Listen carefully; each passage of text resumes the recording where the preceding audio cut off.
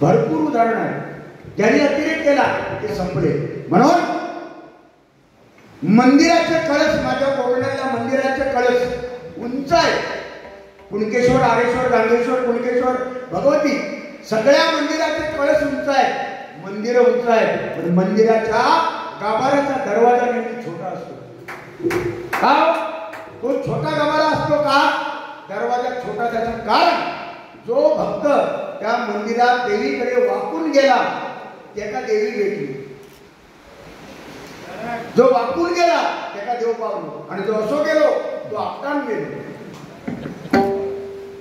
जो आपट ना म्हणून कपाळ आपटा पाय त्याचा अहंकाराचा, म्हणून तो उंची कमी केलेली असतो दरवाजा. लोक काय जुने फुले राहायचे, लोक जुनी काय फुले दिली लय शानी होती.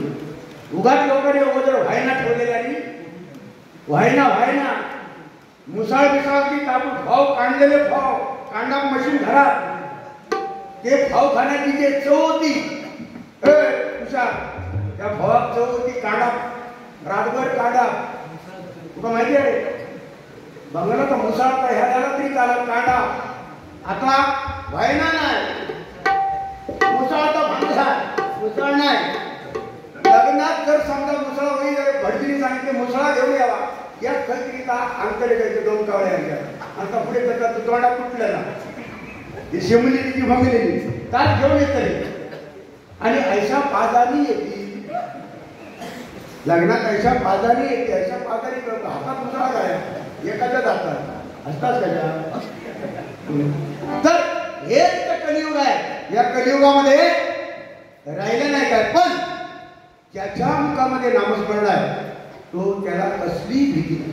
म्हणून जे अभंग आपण गातो गाथेने त्याला नावच अभंग का ठेवलेलं आहे. जे भंग होत नाही ते अभंग. म्हणून तुकारामांची गाथा तरली, तुकाराम महाराजांचं नाव घेतलं जातं, प्रभू रामचंद्राचं नाव घेतलं जातं,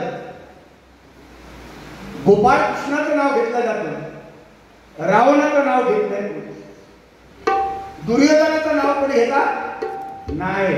दुर्योधन धाबा खैला वाचला तुम्ही, रावण पानपट्टी वाचला, गोपाळकृष्ण धाबा चालेल, रामचंद्र वाटेल पण रावण वाटेल जाणार नाही. वंशात पण जबाबदार द्यायचं. वंशात ज्यांनी ज्यांनी अतिरेक केलो ते 100 कौरव सुद्धा संपले. रावण संपला, धृतराष्ट्र 101 मुलाचा बाप संपला, ढोपारकर पोरा संपली. एक आकडा तरी त्याला चांगला वया असा वया बरोबर. बघा बघून महिनोभर तरी उपाशी असतो, कोण म्हणू शकत नाही उपाशी.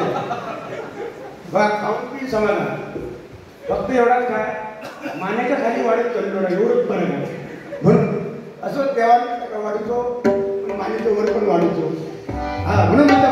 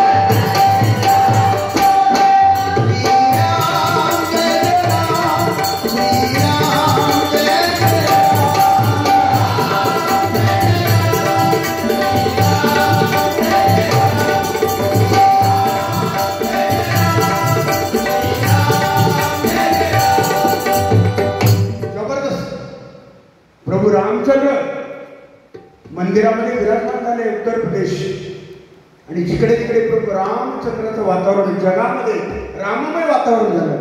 आणि आजही तेच गणपती विराजमान झाले भगवती मंदिरामध्ये. आणि या मुंगे गावामध्ये गणपतीमय वातावरण निर्माण झालं.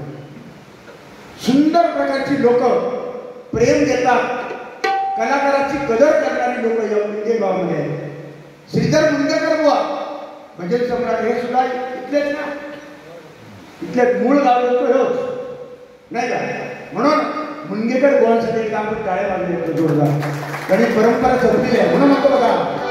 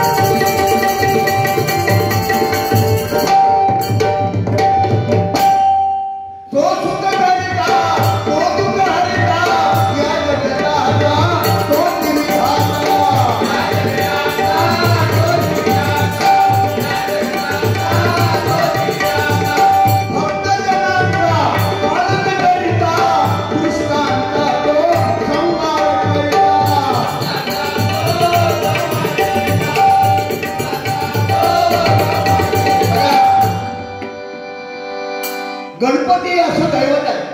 जेव्हा नव्हते चराचर, जेव्हा नव्हते चराचर तेव्हा होता ईश्वर. मळीपासून पार्वतीने मानस पुत्र बनविला, मुंडके लावणी गजासुराचे गणपती केले त्याला. तो गणपती वेगळो. आणि जेव्हा कायच नावात ओम ब्रह्मांड ध्वनी झाली तेने माया प्रकट. ब्रह्मा विष्णू धनुकरा महेश. हॅलो हा ओम ब्रह्मांड ध्वनी झाली तेने माया प्रकटली. माईचा जन्म पहिला झाला. गणपती हो पहिलं शून्य, शून्यातून निर्मिती ओम ओंकार, इथून गणेशाची निर्मिती झालेली आहे. म्हणजे तो गणपती म्हणजे कोण? गण गण तोची गणाचा गणपती पहिला गण. म्हणून काही काही जुनी लोक सांगतात, बुवांना पण माहिती असेल, जाई दिवच्या वेळा गुलाबाचा फुला आई बापाच्या लग्नामध्ये मुलाने ऐक केला. आई बापाच्या लग्नामध्ये मुलाने ऐक केला. पहिलं मुलगो नंतर आई बाप, या फक्त गणपतीचा कोडा. आता आई वडील पहिले, लग्न झाल्याशिवाय करावत नाही. हा वेगळा. आधी मुलगो नंतर आई बाप, तोच गण. त्याला म्हणतात गण. या गणपती बाप्पासाठी एकदा काय होतो म्हणून म्हणतो बघा,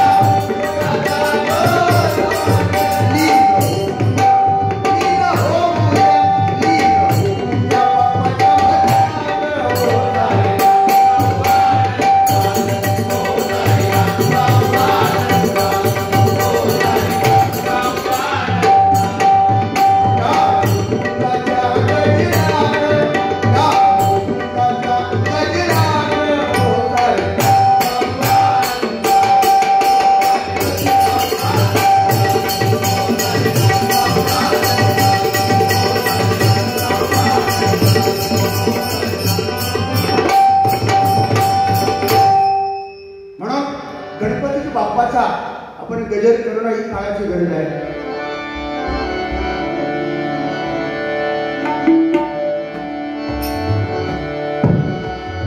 गणगणपतये नमो नमः.